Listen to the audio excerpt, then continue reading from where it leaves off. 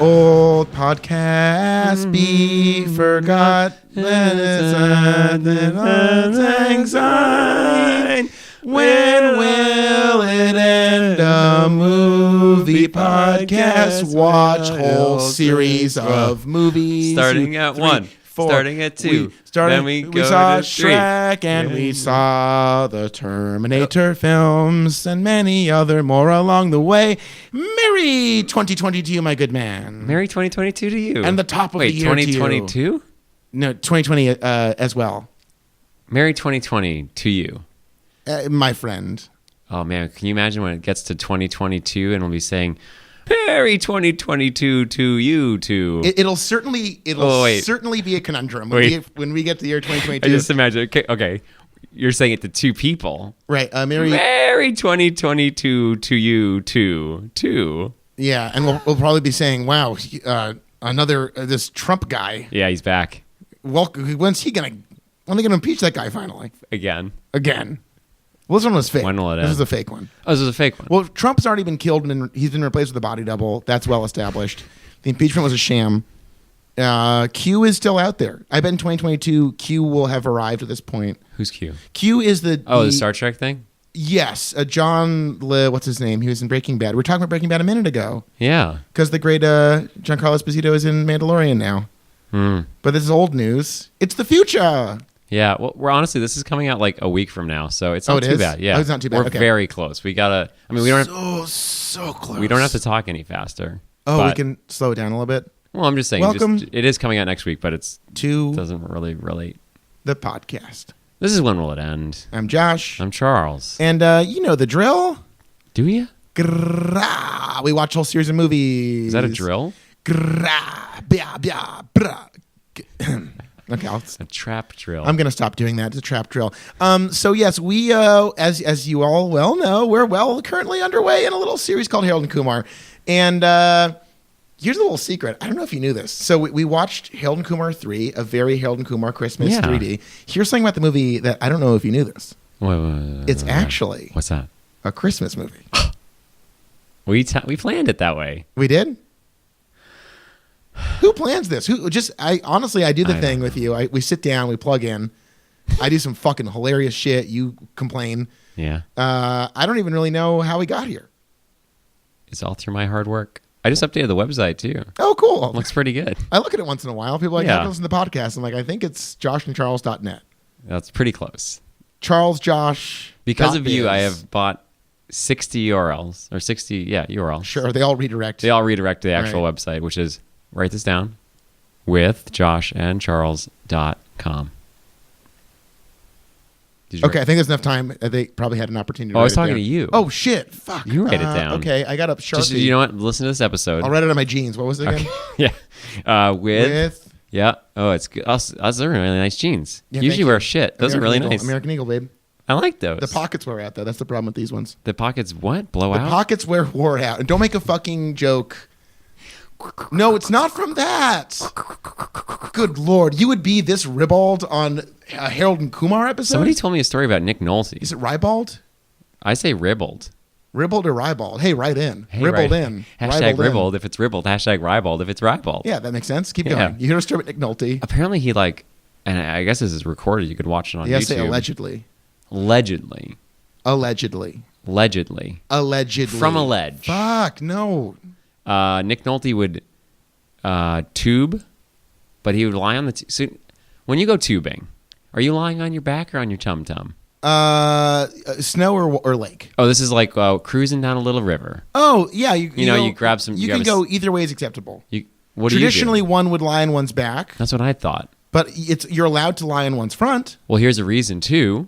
You can jack off into the fucking... So Nick Nolte cut a hole in his inner tube because he had one of those ones with like the little base. Oh, yeah, I know what you mean. And then he like taped it with latex and he would just fuck his inner tube while he was tubing. Yeah.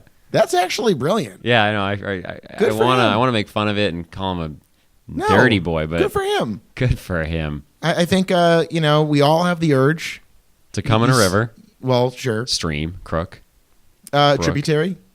When I'm on an isthmus or a peninsula. Never had that urge. Near a culvert. Yeah. Just rivers, streams, and brooks and crooks. Hell, give me a gutter. A rain gutter. Yeah. Coming in. Gutter.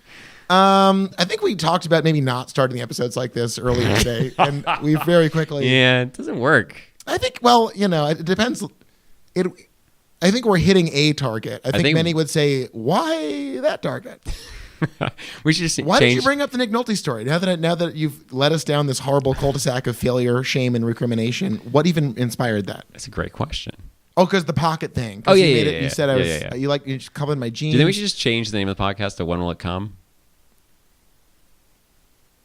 No. Okay. How do you even spell it? I imagine them in the traditional CUM. I know, but we could maybe lure a few listeners in by spelling it COME. Why would that be more appealing? Well, just they wouldn't know. Look, people these days, they're perverts. Every single goddamn one of them. They go to the movies. All they want to see is some perverted thing happening. Right. And I have to say, the movie we watched for this episode got a little ribald. A little ribbled. Yeah, so we watched this. I like my comedies like I like my steak. How's that? Rare? Ribbled. Wait, can you say that again? Ribeye. That didn't work. We're going to cut that one. Please leave it in. I deserve that. I don't cut anything. I know. I'll make that very clear. Little. I think that that is not true. That was not the fucking point. That you sleep on the job. Okay, so just to break down the structure. I do so much. Well, I'm EP. No, you're co-EP. A co by any other name is I don't an even EP. know what that is. It's just like a executive producer. They control the money. Well, we don't have any money. We have some. No, we don't. I guess have any they money. just control everything. I'm going to buy you dinner tonight, so that's nice. It is nice. So I'm EP, and I'm also the engineer. Mm-hmm. Yeah, we've gone over this. Yeah, you're right. Well, I just think people are interested in what happens behind the scenes. I'm script doctor, and you're heavily a lot of note taking there, and you're also the editor. And I would say you are asleep at the wheel as an editor. I'm also a web developer, graphic designer. You just marketing team. A very pointed criticism. Yeah, I've learned that that's the best way to engage in an argument with people is to just ignore things when they say things about you. That's honestly, it takes a lot of wind out of the sails. Hey, you're listening at home. Someone's making fun of you. Just ignore it. It doesn't matter. Get your own wind. Put it in your own sails. Put in your own sails. Run your own race. Ooh, suck the wind out of their sails. Put it in your sails. Hey, that is something to think on. You know what? Put some wind in my sails. Friggin' Harold Kumar 3. Yeah. Okay. We are recording this the release weekend of a little old movie by so small. A little man named J.J. Abrams. Ever heard of him? J.J. Abrams? J.J. Abrams? Yeah. Bad Robot. I've heard of him. He's good. Good at movies. Good at ideas and IP and developing a universe. He put out a little old movie called Star Wars 9. Yeah. Rise. It's the rise. It's the rise of Skywalker. Of just Skywalker. It's great. It's a great title. Easy to remember. Another coworker friend of mine. He thought that Rey was a Skywalker. Well, no spoilers, but she is Emperor Palpatine's granddaughter. Here's the thing: people just now are so used to saying spoilers that they just say spoilers and then immediately people have to be like, wait, what the fuck? And then there's no way they're stopping this. I'm going to edit in 10 seconds of space between you saying spoilers and whatever you just said. No, it's their fault. If they got through the cum conversation that we've had a million times in the show, they deserve to have Star Wars ruined for them. Yeah. You're a bad to dumb person. She's a Palpatine. And of course, it's great.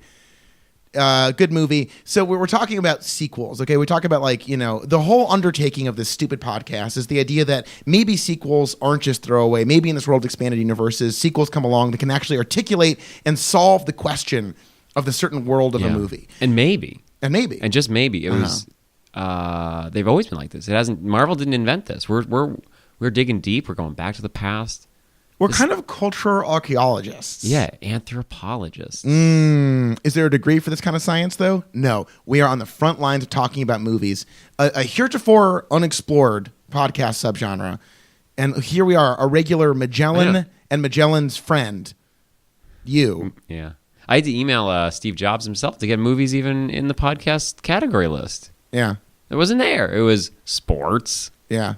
Business. And Charles goes, hey, when can nerds like us get a seat at the table, the goddamn table? The podcast table. And they pantsed him, dumped chocolate milk on him, and flipped up his lunch tray. That's triggering. And said, go sit somewhere the fuck else. It's triggering. In the movie ghetto. that just brought back so many moments. My grandparents didn't crawl out of the ashes of the Holocaust to come to America and not see me do essentially a nonprofit podcast to dozens of people about film. This isn't even nonprofit, because at least nonprofits make money. Yeah. And they just, I guess they're supposed to put it back into the business. Well, Bill Gates famously, he was like, I'm going to give away all my money now. And now he's even more valuable today.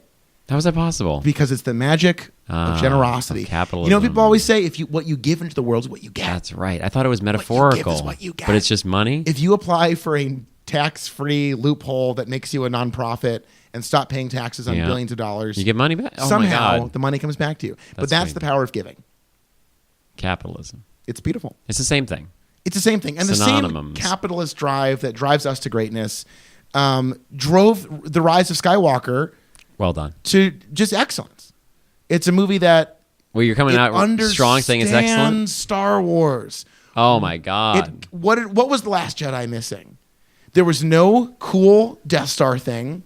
There was no cool trench run. What? There were blessedly little veneration of the previous films. It interrogated the universe. It expanded it. How was this even made? I don't know. It was a disaster. I don't want to see that stuff. Give me what I want. Chewbacca earns a medal. Chewbacca gets the medal back because we're all like, Chewbacca didn't get a medal. Sorry, spoiler. Chewbacca gets the medal. In this day and age, of course, Mons Kanata gives it to him, which we were all waiting for. We're like, when's Mons gives Kanata? It to him? Like, gives it to him? Well, I mean, could be off screen. Remember, in the first film in this I'd wonderful buy a ticket trilogy. To that, please. One ticket to that, please. How would they fuck? I'd watch that. Hey, fanfic out there, get on it. Get shipping. Shipping. Yeah. That's the verb they have for like relationshipping people together. Oh, I thought you just wanted them to like print it. Well, honestly, all the ships in Star Wars, they're probably on a damn ship when it happens. Everyone gets on and off a ship. So this movie's great. They go on they run around their ships. The Emperor's back. And you're like, hey, that guy, I know him. Wait, why are we talking about Star Wars? Because Harold and Kumar 3 understands the magic of Harold and Kumar. Oh, yeah. It is the best movie in the trilogy. Oh, yeah. And it unlocks everything that works about these characters. Yeah. It gives us a new dynamic. It teaches us a new lesson.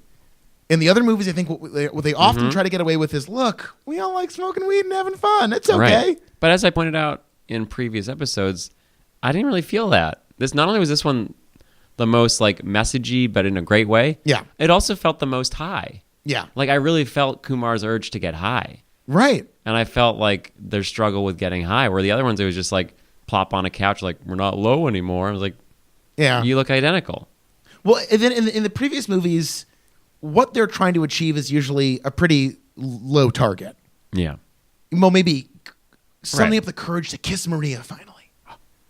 Will they get to White Castle? Right, things of that nature. It's like a John Wick. In this movie, they're like, we are older now. We have new responsibilities. We want to be good partners. We want to be like, it's all about choosing to be mature, maybe in your own terms to some degree. But like, it's cool that a movie like this is somehow gorier and weirder and, you know, look, this movie dodged a big hole. We were real worried about a trans joke at one point. We were. There was one sequence where we're like, oh boy, if this ends in a trans joke, it's really going to fucking... Yeah.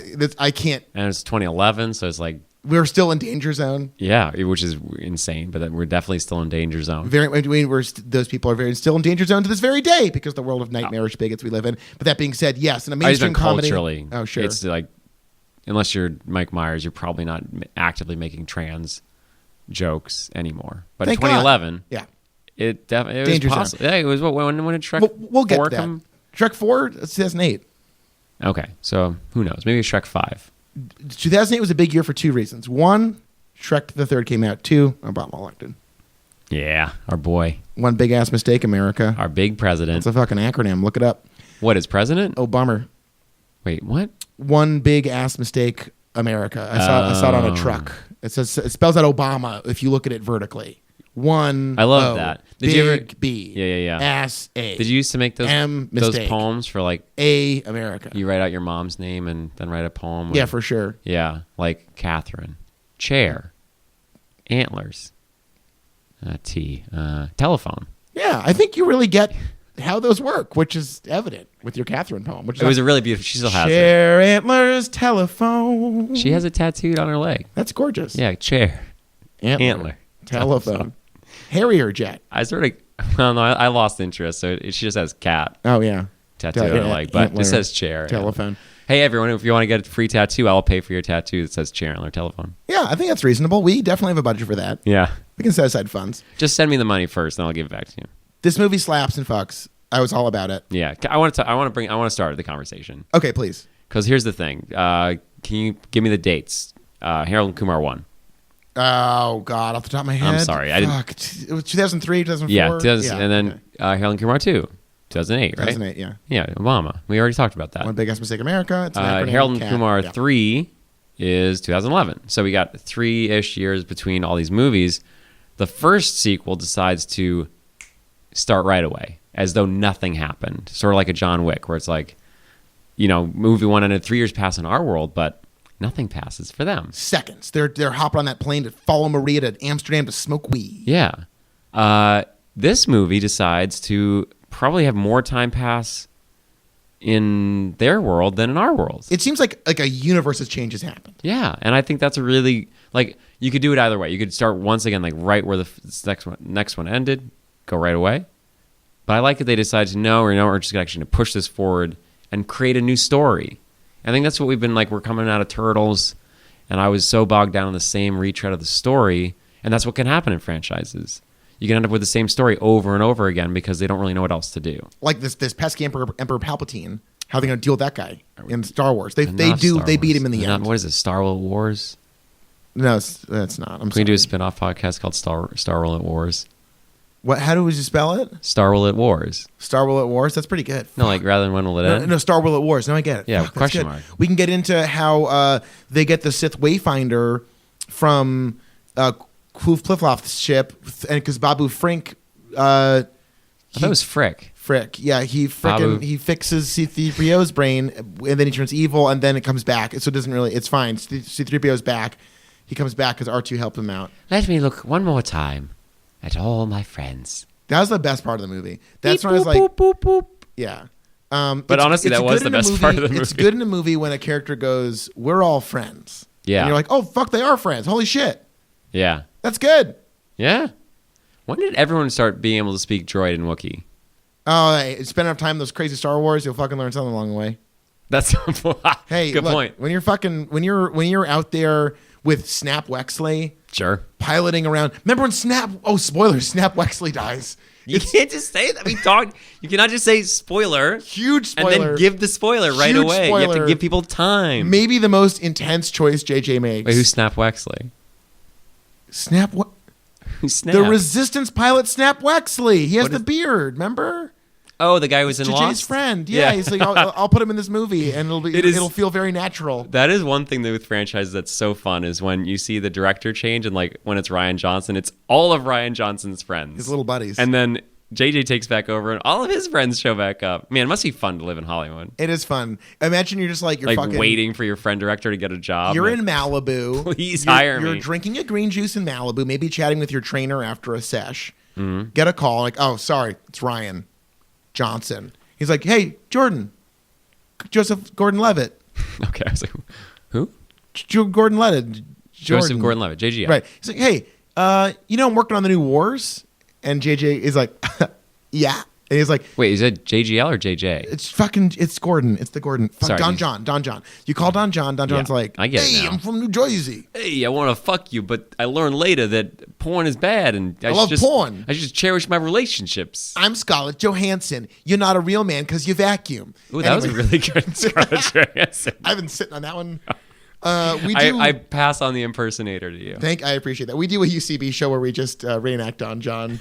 I'd watch that talk show sketch bit where we're the characters from Don John. Yeah, that movie, man. When they expand the Don Johniverse, we will be all over that. Yeah, because it's like a fucking essay with heart. It's like an essay with heart. Because he had something to say. JGL had something to say. He was like, "Look, I love jacking off." To porn specifically. It's a problem in my life. I boot up my computer and I jack it. I sit down. Didn't Terry Crews I think Terry Crews was like, I was addicted to pornography. Who's Terry Crews? Is this another Star Wars? You live in a fucking rock? No, he's on another Star Wars. Anyways, Rian Johnson calls you up. You're drinking a green juice. You're working on maybe upper body stuff. I don't know. Yeah, it's not leg day every day. You want to just come over to a day on Jedi? And you're like, oh, Ryan, Fuck. All right. All right. And What am I doing? What am I doing? I was like, okay, it's a little bit of fun. You play you're on Canto Bight, and you're mad about they parked their shuttle on the beach. Oh, and then wow! By the way, that character's name is Slow and Low because J.J. Abrams is a big Beastie Boys fan, so he worked in a Slow and Low reference into Star Wars by calling Joseph Gordon-Levitt's character on Canto Bight Slow and Low. That is movie magic. Magic, just sprinkle that dust. No, that's the research noise. It can't be the dust noise too. Yeah, that's nice. Wow. So anyway, JGL was he in? Just the magic. Wait, of is he in? Yes, he plays the Slow and Low, the angry citizen on Canto Bight who gets them busted. Can we take a break? Yeah, sure. Star Wars and talk about Star Wars. Yeah, please. I'm sorry to do it. That's okay. I'm sorry. We're already talking about Star Wars, but I just want to make sure it's okay if I talk about Star Wars for a little bit. Oh, please. Yeah, that's fine. I shared big news with you. Oh, big news, yeah. So here's the thing. Hey, we will get back to Harold and Kumar 3D. It's my new favorite Christmas movie. Don't you That's worry. my spoiler. I fucking loved this movie. It is the best of the trilogy. We'll get back to that. You just leave like a second break. Okay, and break. No, I'm saying like when you say spoiler, you've done it like so many times. Spoiler, they shoot Santa Claus in the fucking head with a shotgun late in the movie. I'm going to have to do so much editing. Good. This sucks. You won't do shit. Yeah. I do a lot. So if you go back, Star Wars has been a huge part of this podcast, even though we rarely talk about it. But it's like been a huge behind the scenes. Josh and I don't really like Star Wars, but for some reason we talk about it all the time. And Star Wars is like a curse in 2019, where like it's like a burden you carry with you. Where it's like I was compelled to go see Rise of the Skywalker, even though fucking the Rise of Skywalker. Don't look at me like that. It's like fine. there was no joy in that experience. No. It was a dull trudge to like fulfill. Like it's been a whole lifetime of this shit. How much of a trudge it is that I care so little about talking about it with people that like it that I just agree with them. Really? When in person, like at work, they're like, "Oh yeah, I saw there's these scenes I cried." There's like, "Oh, this was so much fun." I'm just like, "Yeah, that was fun, wasn't it?"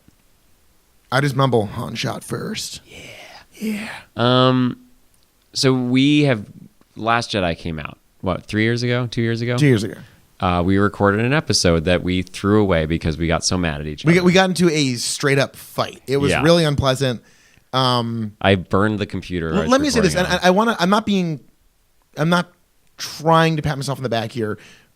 I feel like I stand by what I said. I feel like I'm confident in my observations about that film and why I love it. I think I was not easy to argue with about it, and I apologize to you. Well, thank you. I think we can have this conversation today because we've grown up a lot since then. Yeah, sort of like Harold and Kumar do. Right. Wow. We'll get back to that. Don't you worry. We'll talk about them soon. Maybe put a fucking roach clip in that, and we'll get back to it because it's fucking weed. Oh, I see. Yeah, like is that the thing? I don't smoke. Roach clips are pretty 70s. That's like 70s shit. Yeah.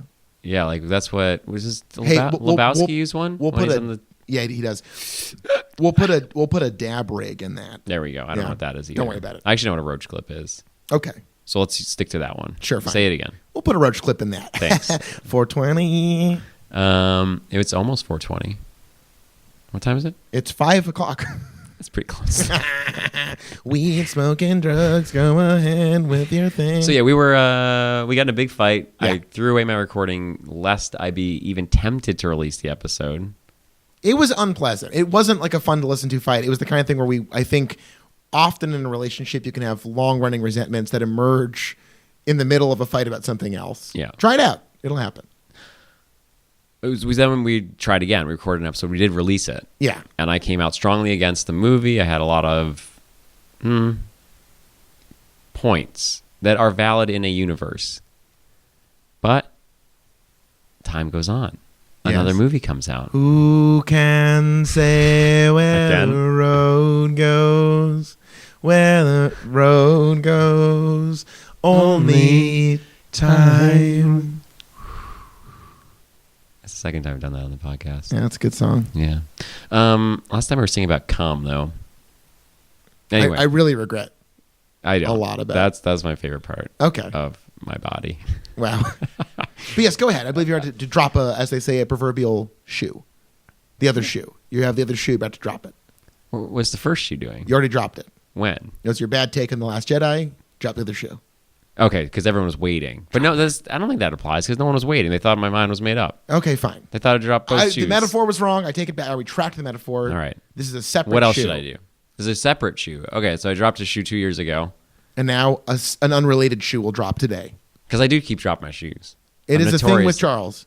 Don't invite him over. If you live below me and you hear a shoe drop, don't expect another You'll be one. like, how does he have that many shoes? And I got a lot of shoes. I got a closet He full. does have a lot of shoes. It's a thing about Charles. I don't really get it, though. Like, if you drop a shoe, you're not planning to drop 2 shoes. It's just like, oh, fuck, I dropped one of my shoes. I'm going to put the other one down and get my other shoe back. Yeah. No, you raised a good point about that expression. I don't get it. Okay, yes. The Last Jedi.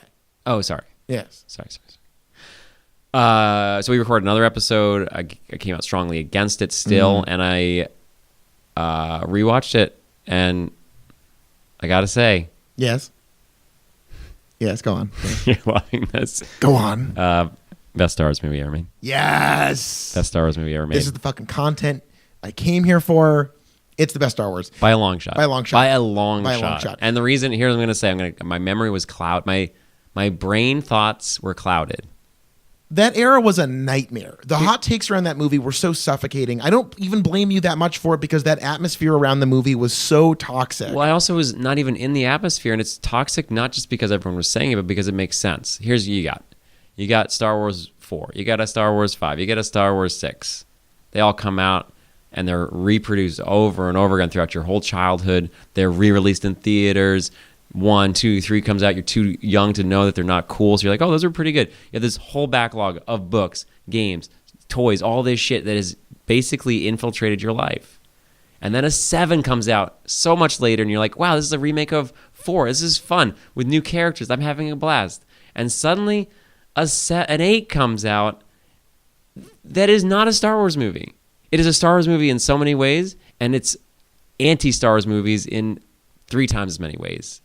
The way I think about it is that Rian Johnson delivered like a sobering wake-up call to adults to be like, what are we talking about? Right. Like look around you. Look at this thing. Look at this shit. You're looking at heroes and villains as though those exist. We live in fucking 2016. Right, like we live in an era of moral compromise at every level. Every conceivable part of our society is predicated on voracious capitalism, the rapacious like market economy that is like truly sucked the life out of maybe the spark out of life. Like things have truly been refined into this like productive science where joy has been vanquished. We live in a joyless era. We live in a world where corporations for 100 years were telling us what joy was and what people were. Like, Star Wars is a bad movie. It's not good for a lot of reasons, but it just keeps perpetuating this fucking hero myth, which really has no more relevancy in our culture. And to underscore that, as much as I love The Empire Strikes Back, it is a delightful film that I love to watch. I don't like it. The problem with A New Hope is that they resolve Han as a moral problem in the first film. Right. He's the bad guy. He turns good. Yeah. So outside of his relationship with Leia, which is admittedly smoldering in Empire. It's not. It's smoldering. It's like fucking bringing up baby smoldering. It's so irritating. No, it's hot. I want to see him fucking that movie. I don't. Okay, I whatever. want to see one of them get crushed by ice in the opening scene. You are a sad man. I am a sad man. Great. So here's what I'm trying to say. The Last Jedi says, okay, just fucking stop. Who builds all this shit? Yeah. Is there an economy? Yeah. Where are the people? Like, how did Finn become a stormtrooper? You know, what are the stakes here? What are we fighting for? Do you really just want Luke to come back and just win? That's you're adults. You know that this is not what's supposed to happen. Look back at the prequels. And again, like the fact that he has like Luke be the like voice of reason in this movie is a brilliant choice. Because the adult crybaby reaction of, you were mean to Luke. Shut the fuck up. Wait, who is that? Just is people that like the YouTube psychos and Twitter nightmare people who were okay. like, He was mean to Luke. No, Luke is the one adult in the film who says... Wait, can I say something? Please. No, Luke doesn't exist. You can't be mean to a character. Well, you would hope that would be obvious. Like, you're not respectful to the character. No, that character in that movie says, are you kidding? You like the Jedi? Did you watch the prequels? Shit. We made this happen. Why would you have fucking faith in this? Yeah. And so it's like a wake-up call. The movie says, like, look around you. This is the ideas in this movie mean something. I'm not going to create like some sort of like saccharine sucker for you to just sort of like ignore life. These movies do have an impact on how we think about ourselves. And that's the fucking problem. People talk about the divide between cinema and Marvel movies. We're talking about that again? I just want to bring it up to say that, like, the Marvel experience backed into his corner. Oh, yeah, Marty scores. And honestly, Marty. I saw The Irishman. I don't get it. Okay, it was boring, long. Snip, snip, Marty. Yeah, I've already seen this movie. Snip, snip. Yeah, snip, snip. No, so like, okay, The Irishman is about. Okay, this is a genre movie, but it's actually about the crushing consequence of behavior and actions. And when you live this subjective tunnel vision life where all you see is one thing, you're left with nothing. Mm-hmm. And then when he dares to say that, like these somewhat hackneyed corporate virtue signaling epics are not in any way, they're not a compelling narrative about the human experience because they just show you goodness in a way that feels appealing to your idea of what goodness is. Yeah. It isn't art, and that's fine. It's different. It's movies. It's great. It's good for its own thing. Yeah. So Rian Johnson was like, I want to bring those questions about morality and existence into this genre movie, maybe the most cursed genre movie of all time, another Star Wars film, something so shackled to this monstrosity. And he was fucking lambasted for it. He was fucking flagellated in public by idiots about The Last Jedi. Mm-hmm. And to watch Rise of the Skywalker, where all of the stakes are removed, all of those lessons are reversed, nothing is gained, nothing matters. It's so craven and sad. Like to see like something as triumphant as The Last Jedi ask questions and to have someone come back in the movie, in the third movie or the ninth fucking movie and be like, nope, never mind. Ha ha ha. Good guys are out there. Good Whoopie guy. good. Good guy. Good guy. Good Did guy. You say Good. Whoopi's good? I didn't Whoopi say Goldberg? Whoopi's good. She's good. She's good. She's good. Yeah. Remember her in Turtles 2? Oh, yeah. Bay style? Yeah. Down by Great the stuff. bay? Where the Turtles fucking... 1. Turtles 1 Bay style. Oh, she's in 1? Yeah, she was in the first one. I was hoping she'd come back in the second one. She did not. No whoop. Ever heard of Big Whoop? That movie? No whoop. Anyways, where were we? Harold and Kumar 3 is a Christmas movie. Yeah.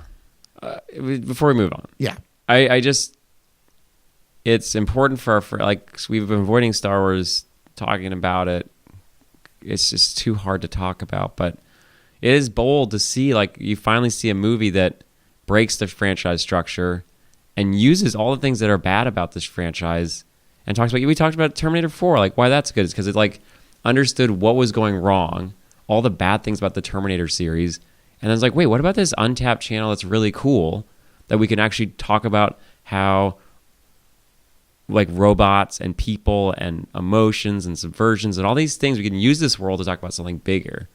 And I think that's what Last Jedi did very well, was to, like, of course, a group of mostly, like, a group of people or aliens or whatever running the show, that's not balancing the Force either. But for some reason, Lucas and everyone else is like, that's how you balance the Force. You let the good guys take over. And it really isn't until Johnson comes in and it's like, no, balance of the Force would be everyone's dad. And, like, we just let life continue without us, basically. I know he doesn't go that far, but, like... But he shows us the people who in that world are saying, yeah, are you stupid? Step outside of this. Yeah, the Force is the Force, and we're not in control of it. We just, like, Jedis can tap into it. Darkseid can tap into it. But also, the entire Resistance versus New First Order... There's a whole other universe that's just living while this political event is happening. And to them, it's not this, like, didactic battle of good and evil. It's just the reality of life in a war-torn world. Yeah. It's a fucking awesome movie. It is so good. It actually expands the universe and does it in a daring, interesting way. Where Lucas was like, what if we really got into this Galactic Senate business? Yeah. Which is like a nightmare. Yeah. This is the opposite. What if people floated? Right, like what if senators could float? Lucas is like, what if we really got into the story? Yeah. On a literal level. And Johnson's like, no, let's talk about this whole fucking idea. Yeah. And anyway, so that movie fucking slaps. I'm really, it's so nice that you say, came around on that. If you didn't like Last Jedi when you first saw it, here's what I did. I shook my head. Like, what's his name in the first movie? Oh, look at him. Yeah, what does the thing? In the, Jar Jar Binks. Jar Jar Binks does it. Doesn't Watto do it too? How wooed. That movie, everyone's doing some fucking awesome shit. Remember when the horse animal just farts? Yeah. Yeah. Man, I really made some bad decisions in my life. I feel like the perfect ideal me, we got two versions. One, if I go back in time, kill Hitler, of course. Go back, kill Hitler. And on the way back, tell baby Charles to, got two options. prepare my whole life to become a field goal kicker in the NFL. That was your other plan? No, but to me, now that I realize how life works, that I think is the most money for the least amount of work you could possibly get. Well, for me, the clown in Slipknot who just hits the beer keg with the baseball bat, that's the job I want. Okay, so you'd kill Hitler. I kill Hitler and I go become one of the lesser members of Slipknot where I'm still making like a lot of money off of the albums. Look, I'm no Corey Taylor. Sure. Okay? No one said you were. And look, I'm not the late Paul Gray, the original bassist who passed away of a drug overdose. Exactly. No. You know that. Yeah. Or the spike head guy who just plays the samples. That actually is my dream. Just a sample pad. You just like. All right, wait. I'll go back. So I got three options. We can be. We could still be friends. Sure. I could be the sample guy, and you could be the clown guy. Oh, we're both in Slipknot now. Yeah, both getting into Slipknot. Hey, man. Are we going to do a Slipknot series at some point? No. Okay. Yeah. Just thought I'd ask. Second career option that I would. So in my theory, I go back to 1940, whatever. When was the war? The war. Oh God, the war. When was it? Well, he was in the Never First ends. World War, and he went to power in 1932. He burned down the Reichstag, famously. That's true. So when would you go back and kill Hitler? Well, I mean, the thing about World War I is that you could have cleanly killed him in the midst. Everyone's like, we got to kill baby Hitler. No, you could just kill Hitler during World War I. I think that'd be the cleanest kill. Yeah, because then you have a little cover because everyone's killing everybody back right, then. and I think everyone's like, would you kill a baby? Like, you know, the classic question is, can you hold a baby complicit for the crimes of the adult? Yes. Next question. Wow, okay. Well, there you And go. easy. All right, fair enough. All babies are bad. Well, how about the baby in Harold and Kumar 3, A Very 3D Christmas? That fucking baby was That great. baby, we'll stick a roach clip in that too. We'll be right back we'll to stick it. a dab rig right in there. Yeah. What's this dab rig you keep talking about? Is that a Star Wars spaceship? It's basically like if Star Wars made a weed thing, it would be dabbing. Okay. You're never going to do it. No. So it would alarm you so much. What do? You hold a blowtorch, you like superheat like shards of hypercondensed THC that you heat up a piece of metal that Then you drink it? No, you smoke it. Okay. But like you smoke like it's crazy. I don't even know what like I'm the talking Terminator. about. I've seen it happen. It scares me. Everyone's like, it's like smoking crack but weed, and I'm like, why would that I like sounds weed terrible. To relax and be chill? Yeah. And you're like, what if it fucking just clobbered you instantly? And it's like, that's not the appeal. I'm a chiller. I'm a chiller, not I'm a chiller. dabber. Yeah. Yeah. So in this thing that I'm talking about, I go back in time to the year. Hitler. So let's say 1938. Well, World War I was not during 1938. Yeah, I know. I decided to just skip forward ahead. Okay. I want to sneak around the streets of Berlin. Oh, be a little spy. Because I don't want to be labeled a baby killer. We just talked about a workaround specifically to avoid. Right. But I also just don't want to be a soldier and murder someone in a war. I want to be an assassin and murder someone in peacetime. Yes. Oh, okay, much cooler. So 38. Yeah. And then I'll just grow up. I'll grow up. I'll know when I'm born. So that's 85 in Portland, Maine. So I'll just spend 47 years just fucking around. Yeah, it'll be fun. Okay. But then, because this is why, because then I can tell myself when I'm a child, become like maybe an uncle, like those uncles that's not actually related to anyone, but in this case I will be related because I'm the same person. But like, oh, it's Uncle Charles coming over. You're going to be your own fake uncle. Yeah. What is this? So that, okay. Just listen, so that way I can direct my life and teach myself to become A, the field goal kicker, B, the Slipknot guy, or C, the guy that got to do the computer generated effects for Phantom Menace that got to make that creature fart. That's the longest walk you've ever taken. I'm a little deflated by that. This wasn't your phone's about to fall. Yeah, this wasn't as bad as the. Shut up! Just shut up. The roller coaster thing was. Oh, really, come on, that was a good one. You just didn't get it. It went on and on because you just didn't get it. I fucking got it. You fucking get it. I fucking get it. Jesus Christ. Harold and Kumar 3 is great. Harold and Kumar have broken up. Okay, they're no longer close friends. No. Kumar has put on some weight. He's grown a beard. He's living in a decrepit apartment full of garbage because his Vanessa left him. They talk about it. It's great. Yeah. The magnetic John Cho is the best he's ever been in these movies. He's fucking really good. He's so good. He has come into like. So when did first Star Wars? 2007? No. That sounds right. Yeah. I don't know. So like he was becoming a big star, and like I feel like this is the most confident I've ever seen him as an actor. And then charmingly, of course, in the film, Kumar calls him Sulu at one point. I know. And then someone makes a joke that, okay, pretend you work at the White House for Cal Penn, because of course he did at the time work in the White House for Obama. One day, guys, must take America, Obama. talk about confidence. This movie, the first one feels like a charming, scrappy stoner comedy.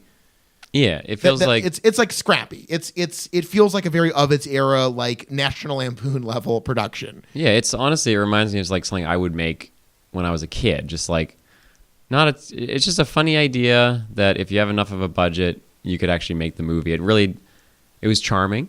It had a great cast, but yeah, it was small. Right. The second movie, clearly a bigger deal. There's a lot more effects. We have the unicorn tripping sequence. We got Rob Corddry coming in. It's a bigger. They go all around the country. It's no longer this small journey from in New Jersey. What percentage of the first one was in a car? Oh, a shocking percentage. Right. Second movie, they're going to more locations. They go to Miami. They go to Texas, et cetera, et cetera. Right. This movie does something brilliant, which it brings it back down. Yeah, that's a great point. We're staying in the New York metropolitan area. They go from the suburbs to the city, back to the suburbs. That's it. Which is, I think, fucking great. Yeah. It's so smart. And this movie has production value where, one, it's a 3D movie. They have a lot of fun with that.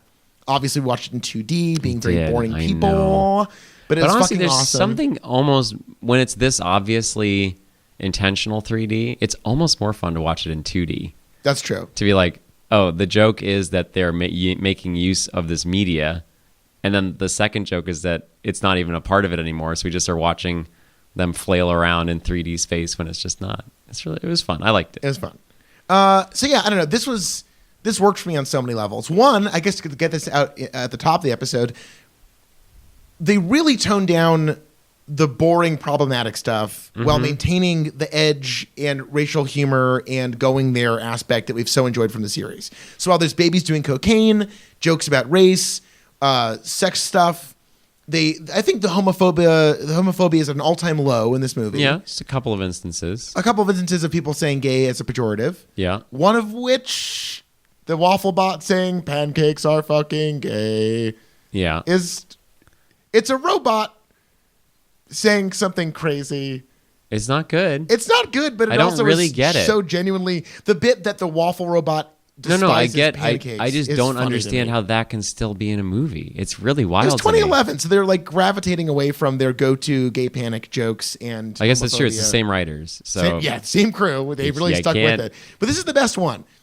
So the bit we were worried about earlier that we alluded to is Kumar, the galvanizing action, is that Kumar's next door neighbor in his apartment complex is like, Kumar, I'm going to fuck a virgin tonight. We got to do this party. You can fuck this virgin. Yeah. Do you have any interest in fucking virgins? I've never had sex with a virgin.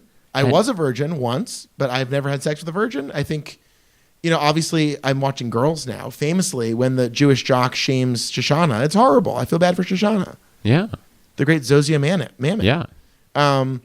But no, I think that is a cultural archetype that I think has just faded away over time because I think so too. One plays that situation logically, and you're sleeping with someone who has the least given experience at that activity, which doesn't belie a great sexual experience. Yeah. The pure psychological experience of dominating something or like laying a flag or like that's just fucked up. Oh, maybe that's it. Yeah. Yeah, it's just old school. I never even thought about that, but I was like, no one wants to play me at tennis. And I was like, actually, you know what? Probably someone would want to play me at tennis if they just want to feel good about destroying someone at something. Right. So like it doesn't have to be destroying awful. is a pretty brutal way to put it. I'm saying like I think that's the old idea of like I got there first. I owned it. Right. And it's like that's gross and weird. Hey man, save it for the forums. Yeah. Thank you. First.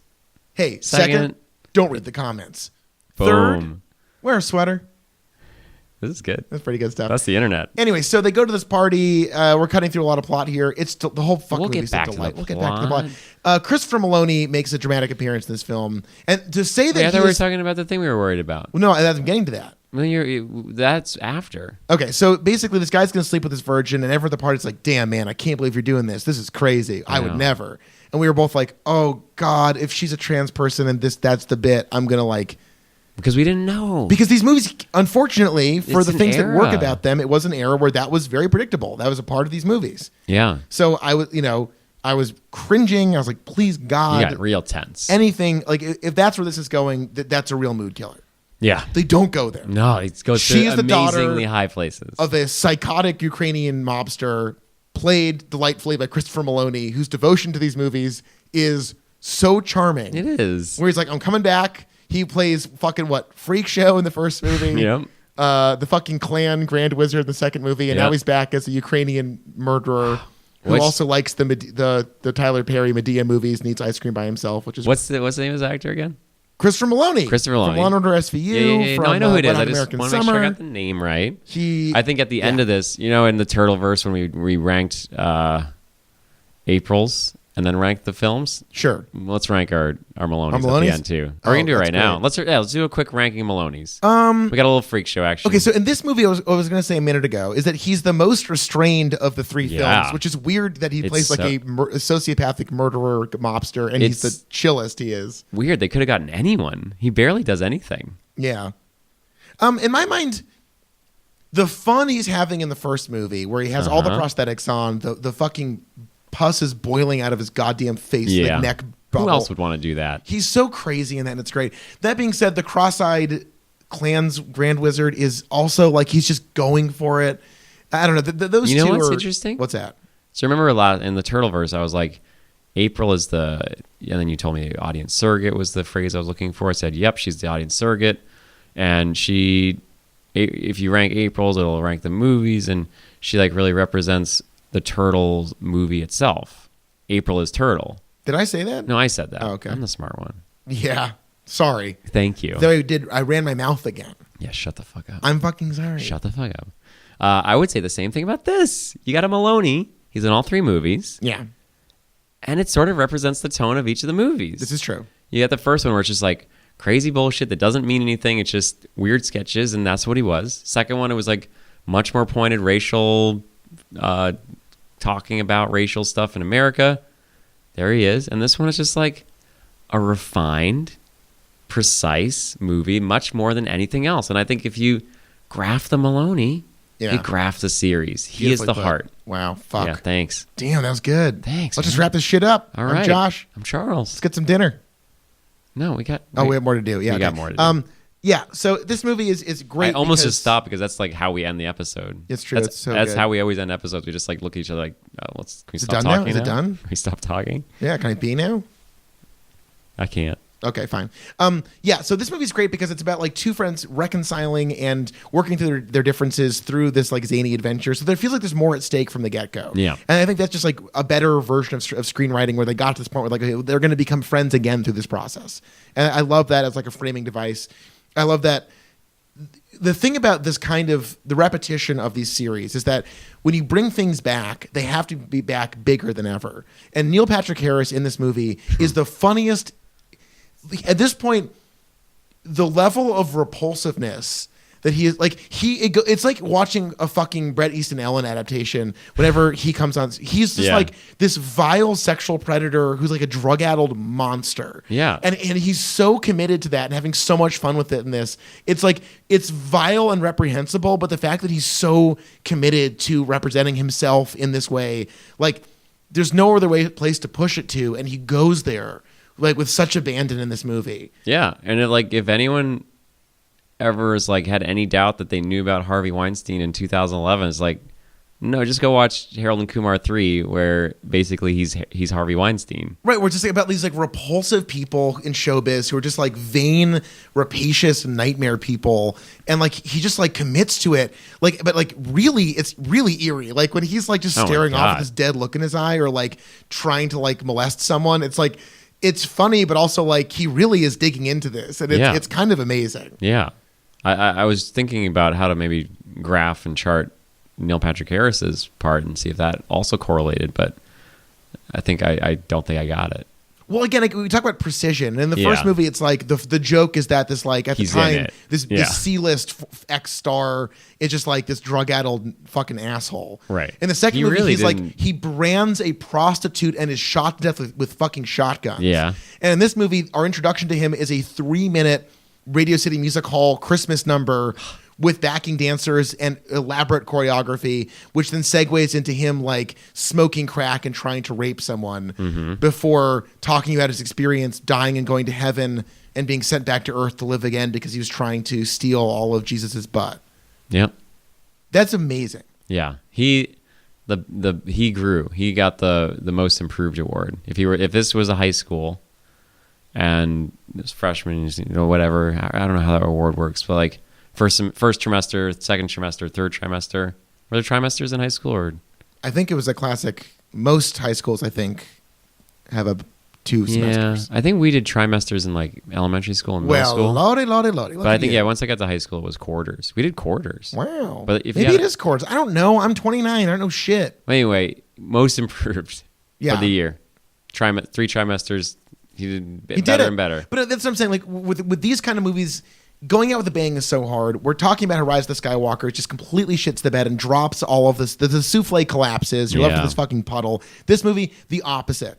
And like, it's cool because if riding the cheetah or the rainbow tripping in the first 2 movies, in this one, towards the end, like I said earlier, they shoot Santa Claus in the head. Yeah. And he drops out of the sky with a fucking head wound begging to die. And at that point in the movie, you're like, I'm fucking here for this. This is, it works. Best Christmas movie ever. It is. This is like officially in the canon for that. Oh, yeah. And the casting in this is so good. We have the RZA in a small role. Yeah. We have Danny Trejo doing Danny Trejo. And you know what? Sometimes that's all you need. Yeah.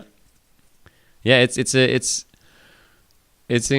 super fun. I avoided these movies when I was a kid, and it's been a real treat to watch friendship movies. I love friendship movies. Me too. And I think it's fun to be like, the first one is about friends. Do they get in fights? Well, they get in a fight, but they learn to stand up for themselves. They learn to have self-confidence and be their own people.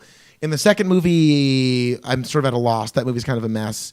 I enjoyed it, but there really is nothing going on. I don't think they get mad at each other as usual. But yeah, it's not they really. Reconcile. This movie's like, we're adults. We Vanessa's pregnant. Kumar has to think about being an actual partner and an actual parent. John Cho is trying to like ingratiate himself to his wife's family because he loves her so much. And at the end of the movie, the message isn't like, back off, let men be men. It's like, no, we want to grow up and we're going to find a way to do it together. I don't think the women didn't really have very much to do. So hold on, Maria throws herself scantily clad at Harold early in the film, and that's a beautiful role. Women have a lot to do. Yeah, Vanessa is mad at Kumar for being a deadbeat. And is pregnant. But at least in this one, you can tell that they're like making decisions on their own. That was what was really awful about the second one, was like the ending was just so repulsive in the way that he ended up just like controlling her life.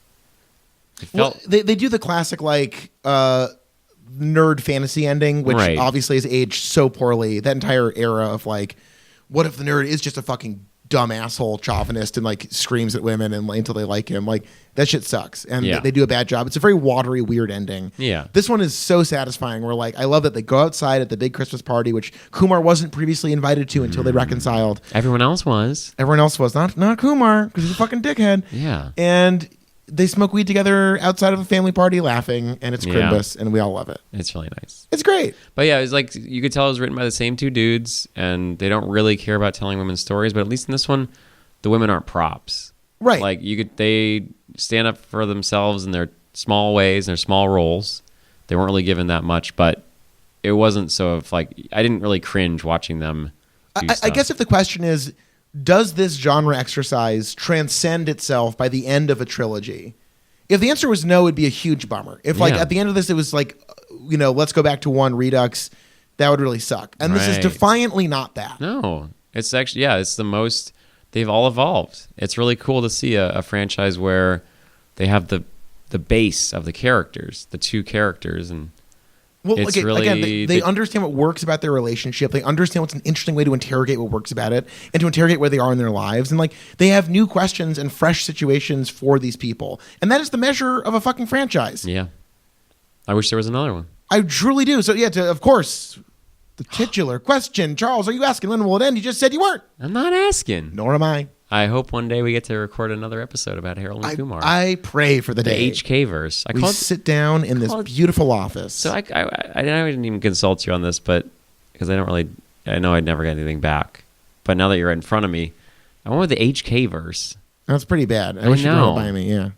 But what else would you do? The White Castle verse. No, because it's only the first one. The Kumar verse. What about Harold? The Harold and Kumar verse. Way too long. I don't know. I was thinking of just calling it the And verse. I'm an award-winning journalist and podcaster. I'm not an advertising schmuck. I know, that's what I'm doing. Yeah. And I really had to just settle and go with, it was either going to be the ampersand verse. That's also bad. I know. or the and verse. But I was like, so many movies have and. I can't just look. You went with the HKverse. It's bad, but it's what we got, baby. The HKverse. Yeah. It's okay. It's just hard to say. And when you see it spelled out, it's very strange. Yeah, that's true. Oh, we see penis in this movie. We see Harold's penis is stuck to a frozen pole like in A Christmas Story, which is fucking amazing. Claymation penis. They do a great tripping scene in Claymation. Which Booksmart stole. Well, I mean, also, Booksmart stole. That's a fun thing to say. Booksmart stole. Yeah, Booksmart stole it. It is a very satisfying phrase. Yeah. I liked Booksmart. Yeah, it was fine. I liked it. But they stole it. Well, sure. I think like that classic representation of tripping is probably one as old as time. Tales on time. Something rhyme. Beauty, Harold and Kumar. Oh, I'm the little That's good. teapot. You're a little teapot. Yeah. Yeah, you're fucking Chip. Yeah. I'm fucking Miss Potts. You're Miss Potts? You're my mama? Miss Potts. Oh, I knew it. Oh, there's guests here. We got to clean up this kitchen. Yes, righto. I've got light poles for arms. Be our guests. Something. Oh, they did French clock. You know that story about Ewan McGregor in the remake of Beauty and the Beast, which I saw twice for some reason. Weird. I was working. It's honestly the most enjoyable of the Disney remakes. And do they sing all the songs? Yeah. It's just like relatively inoffensive. And like, oh, the soundtrack is great. The song slap. Yeah, I mean, the songs are great. But Ewan McGregor, this is one of my favorite stories from that movie. What was he in it? He is the lampstick guy. Lampstick guy. What was his name? Lumiere. Apparently, he was like, French accent? I got it. And tracked the whole movie, and apparently it sounded like like either a bad Scottish or Mexican accent. Weird. And he was like, "Oh, I'm sorry," and they had to they had to re-record the entire. Oh my god! Because he just was like, I got it. How hard can that be?" And like fucked up, which is great. It's fucking hard. Yeah. Anyway, so okay, we're getting towards the end of the ep here. Are we? Yeah, but just about. I like you. Not quite. I got plans. Oh god, you have plans, really? Yeah. All right, we'll put a roach clip and or dab break in that. We'll get back to your plans. I similarly to you really think that. If this is the end of the trilogy, it's a little sad because it ended on such a high note. That said, it is a high note. And if we've learned anything from trilogies, it's kind of rare to achieve that. It's true. The fact that Revenge of the Sith is like a hair better than Attack of the Clones is sort of a miracle. But like, I'm just thinking about trilogies. Having just watched the Star Wars, another trilogy end in disappointment. This transcends that. Yeah. And they'll always know that these two podcasters thought that their trilogy was better than friggin' Star Wars trilogy. Sure. Yeah. For the specific criteria of ending on a high note. I mean, it's hard to do. We've said it. Did you like when we see fucking Ewok in Skywalker? No.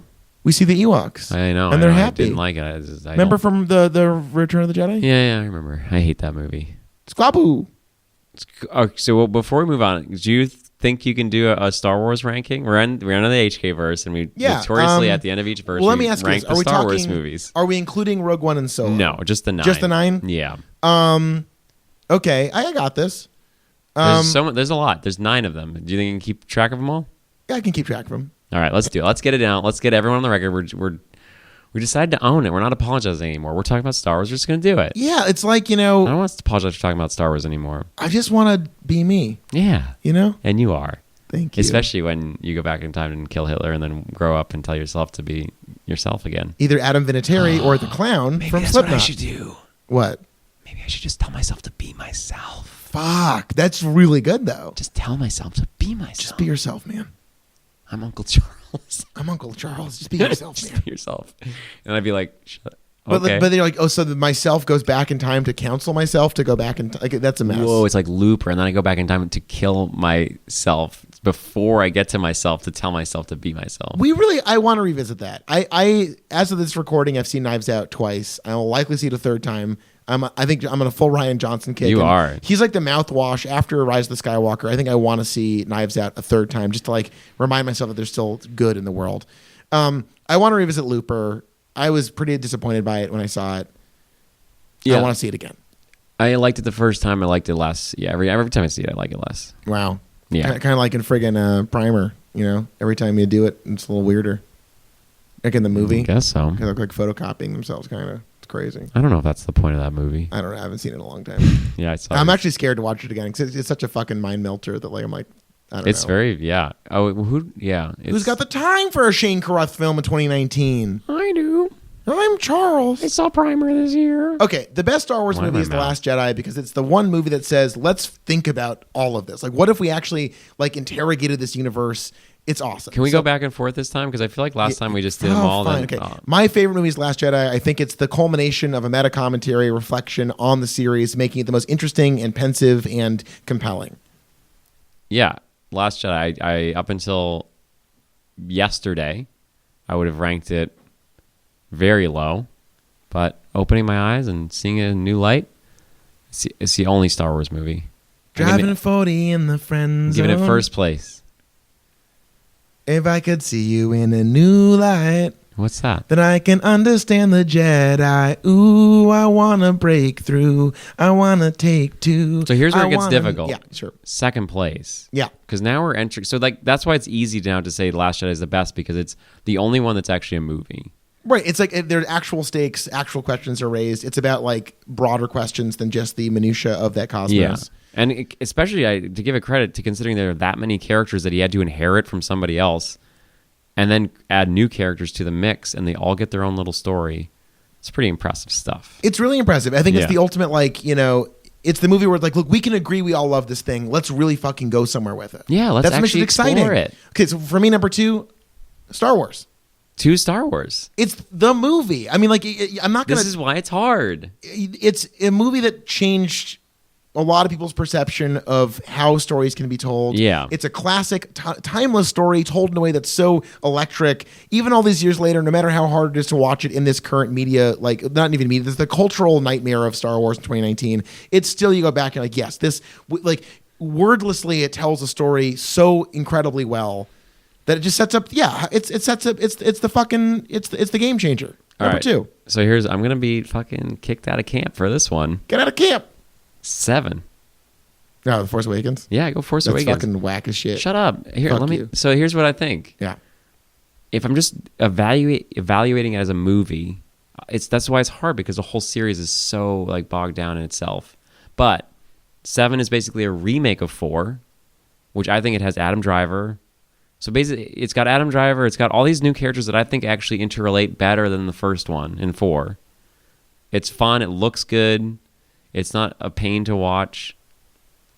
I'm giving that number 2. 8-7. Okay, fair enough. We need this cannot be half an hour, so we're gonna have to knuckle down a little bit here. We can just stop.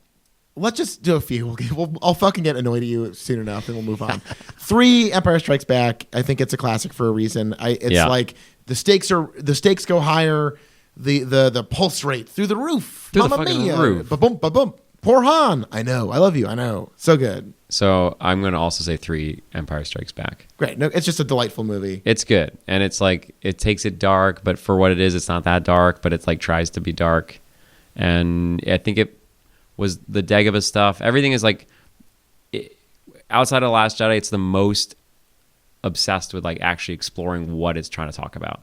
Right. And Luke confronting himself and his experience with the Force. That's all great stuff. Yeah. And those movies are all, man, the first 3 movies, what a great 3 movies to talk about. I would say 4 onward for anyone's list is where things get sloshy as fuck. Yeah, let's just do the list. At this point, I guess I'll give it to Force Awakens for 4, because it's coherent in a way that obviously the prequels just very quickly become slush. So 4 to that, I guess. 5, Return of the Jedi, because it's, a fond for childhood memories. It is a mess. The last third of that movie is fucking a mixture of some of the most fun action of the entire series with some of the worst writing of all time ever. And the movie takes a fat shit all over Leia, and it's a real bummer. Yeah.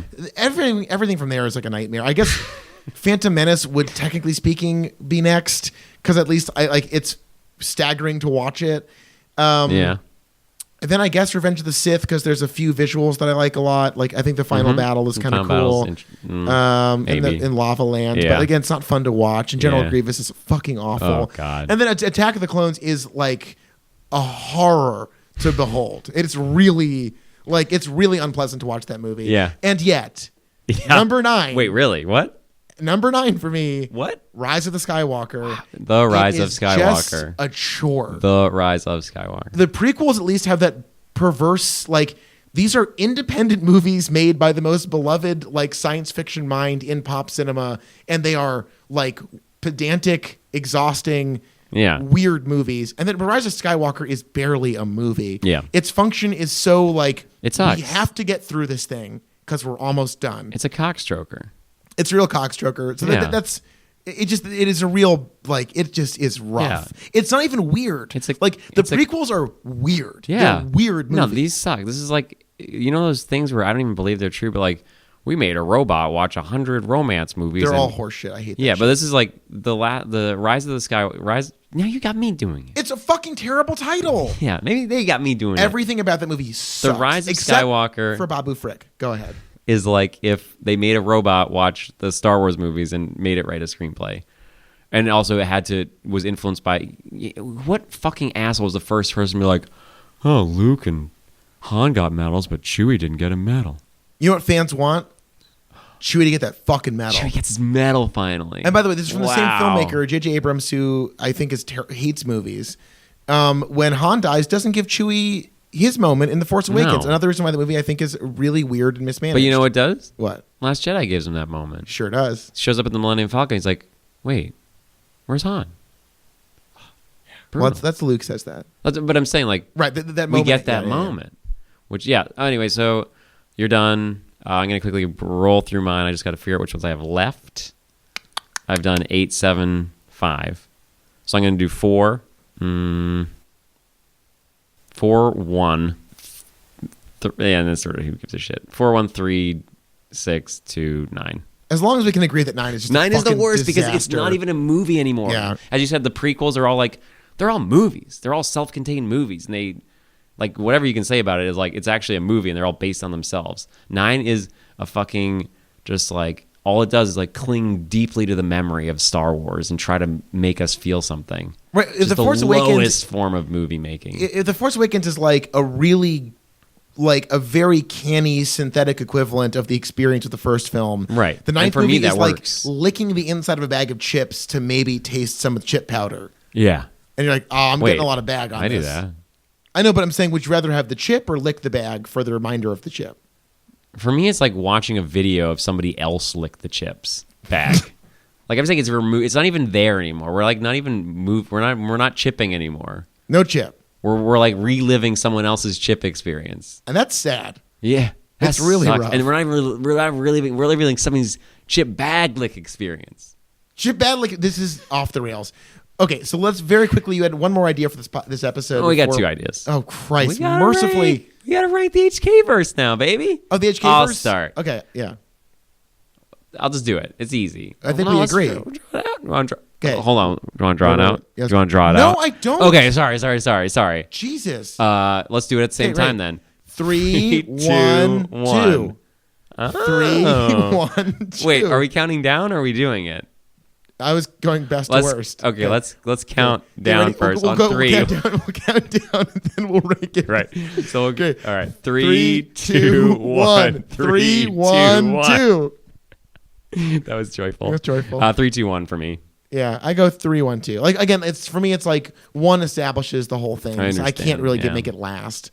I think 2 is messy, even though it has incredible highs, and I love Rob Corddry in it. But 3 is the most cogent and intelligent. And again, people, the reason we do these podcasts is to remind you that you gotta stick with it. You leaving early? You're like fucking going to a baseball game. Your team's down. Here's a piece of shit. Oh, beat the traffic. Fuck you. Why'd you go in the first place? People you get like that drunk are and scream at people. You stay until the 9th inning and then leave because you think your team's gonna lose. I gotta get the fuck out.